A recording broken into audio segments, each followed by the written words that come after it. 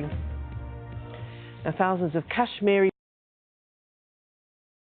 month, but the government is refusing to say how many people are being held in custody.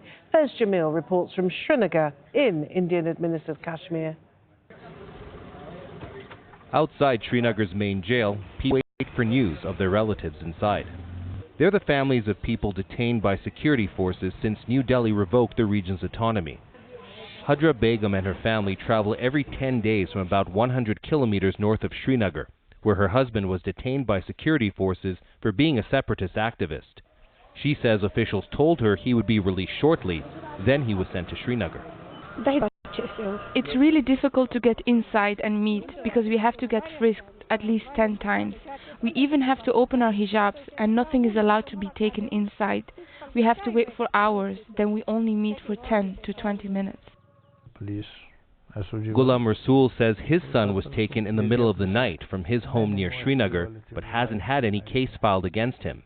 Now he's learned his son is no longer in the region. They took him to Srinagar Central Jail after keeping him at a local station for 5 days. Now I have been told he is being moved to Agra.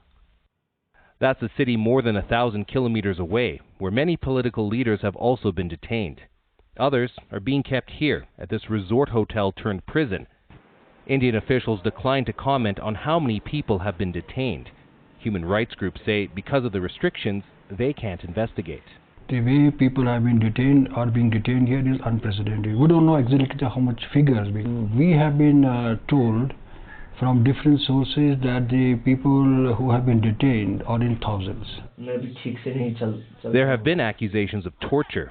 Aljazeera spoke to this 22-year-old man who doesn't want to be identified for fear of reprisal.